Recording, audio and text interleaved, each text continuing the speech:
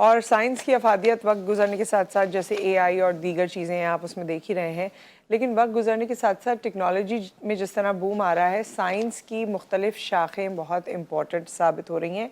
पूरी दुनिया में उसमें तवज्जो दी जाती है और हमारे यहाँ अनफॉर्चुनेटली पाकिस्तान में पेपर पास करने के लिए बच्चे रट्टा लगाते हैं और उसको जो साइंस का क्रक्स है, जो समझने की ज़रूरत है या जो उसकी वैल्यू है, उसको उस तरह से ग्रास्प नहीं कर पाते। एक प्रोजेक्ट है साइंस फ्यूज़ के नाम से, इनकी एक आइडियोलॉजी है और साइंस को लेकर इनकी कुछ काविशें हैं। वो क्या हैं वो हमें बताएंगी जो इसकी सीनियर प्रोजेक्ट ऑफिसर हैं साइंस फ्यूज़ की, इमामा ओवैसी हमारे साथ मौजूद हैं। इनका अपना भी एजुकेशन सेक्टर का खासा बैकग्राउंड है और मुख्तलिफ पोजीशंस पे इन्होंने सर्व किया है। अस्सलाम वालेकुम इमामा।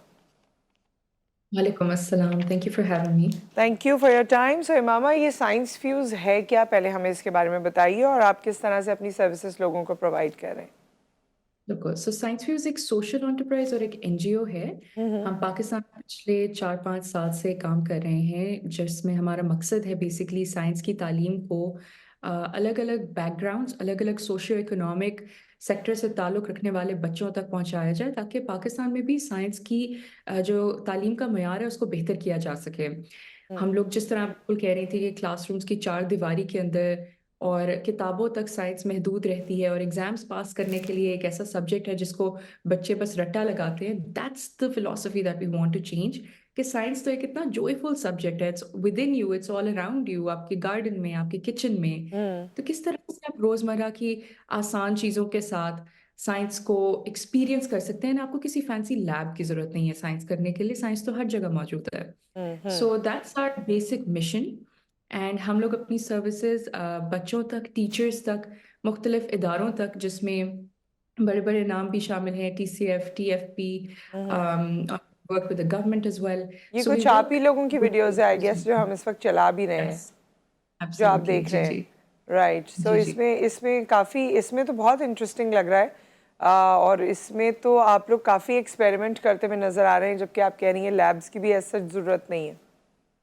Yeah.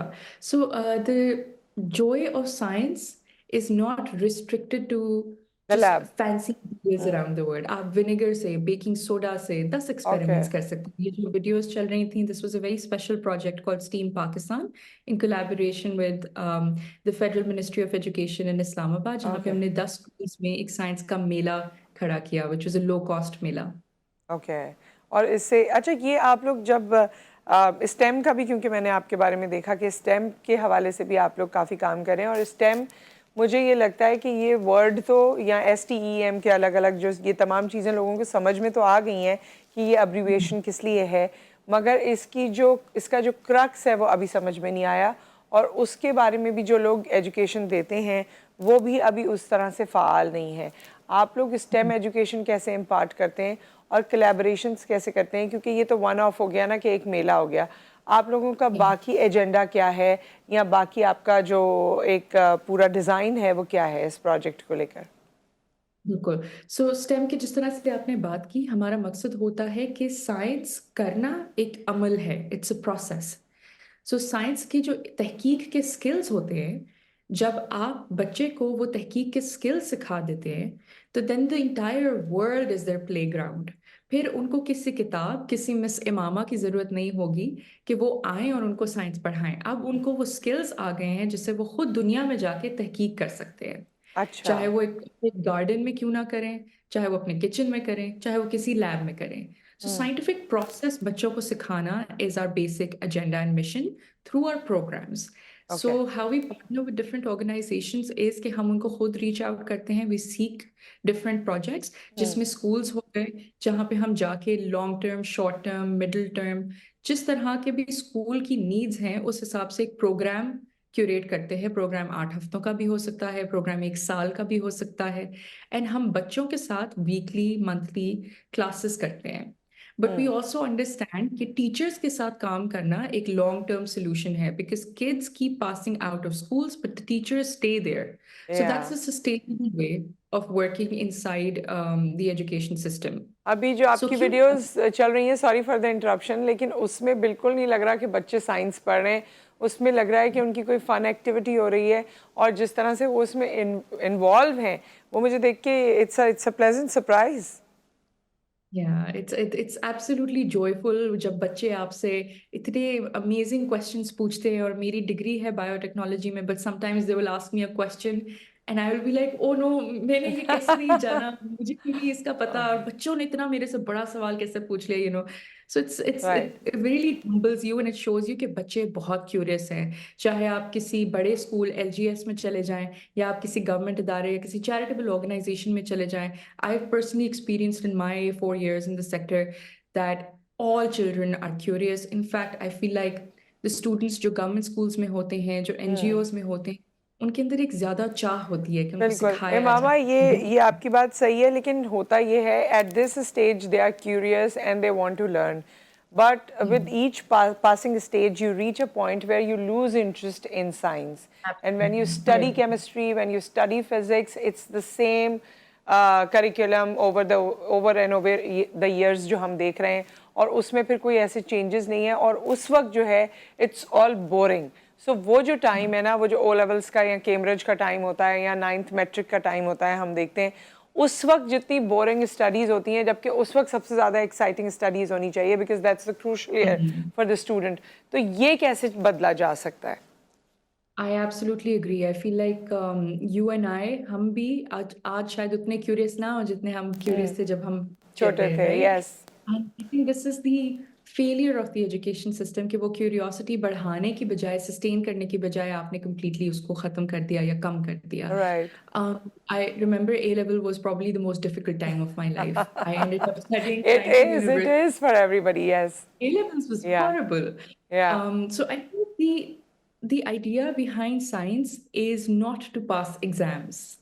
The fact कि आप दुनिया को जान सकते हैं, इस कायनात के इतने अनोखे अनोखे सवाल हैं, उनसे आप इंगेज कर सकते हैं, एंड आपके पास वो सलाहियत हो सकती है कि आप इस दुनिया को और बेहतर तरीके से जानें, समझें, जो उसमें जॉय है। क्या आप एज एन उस्ताद अपनी क्लास में ये फीलिंग लेके आते हैं, या फिर आपकी क्लास में बच्चों को सिर्फ ये लगता है कि ओ अगर हमारे 95 से नंबर कम आ गए फिर बेइज्जती हो जाएगी, डांट पड़ जाएगी, जी। गुस्सा आएगा। बच्चा जब आपसे सवाल पूछे, do you engage the questions or do you shut them down? You know, there are little actions that a teacher can do or take which will ensure कि बच्चे की साइंस के साथ आगे जाके रिश्ता बनेगा या नहीं। और इस पे बहुत तहकीक की गई है, which is called the science capital approach, जो कि यूके के जी। इदारों ने की है, Kings college, UCL and science museum group. And हम लोग पाकिस्तान में उस तहकीक को यूटिलाइज करना चाहते हैं फॉर द फर्स्ट टाइम। वो तहकीक बताती है कि वो 8 कौन सी चीज़ें हैं जिन पे एक बच्चे का साइंस के साथ रिश्ता मबनी होता है, और क्या बच्चा साइंस को अपनी शनाख्त का हिस्सा समझ पाता है या नहीं। It's very dependent on those 8 things. And वो राइट। 8 में से एक रुकन होगा क्लास के अंदर साइंस पढ़ना, बाकी सब चीजें are very connected to your daily life. बिल्कुल, लेकिन आई थिंक इसके लिए भी आप लोगों को अपने एजेंडा में you have to motivate the teachers, क्योंकि टीचर्स की मोटिवेशन होगी और डेडिकेशन का ये लेवल होगा तो ये अटेनेबल है, अदरवाइज ये अटेनेबल उस तरह से नहीं है। But thank you so much, बहुत बहुत शुक्रिया, आपने हमें वक्त दिया, and wish you all the best for your future endeavours. Thank you so much. और जिस तरह मामा ने बताया, यूके से कुछ दोस्त आए थे, उन्होंने ये बात कही, क्योंकि यूके की इन्होंने कहा कि रिसर्च वहाँ हुई है, वहाँ अगर एक दिन आपका बच्चा छुट्टी करे तो पेरेंट्स पर फ़ाइन होता है, दोनों पेरेंट्स पे अलग अलग फ़ाइन होता है। कितने पाउंड्स हैं वो, आई थिंक कोई 40-50 पाउंड्स हैं, या जो भी अमाउंट ज़्यादा बन रहा था बहरहाल, तो वो फादर को भी देना पड़ता है और मदर को भी देना पड़ता है। और उसके पीछे साइंस ये है कि क्योंकि वो अपनी एजुकेशन पे बहुत इन्वेस्ट करें, तो वो चाहते हैं कि लोग इसे टेकन फॉर ग्रांटेड ना लें।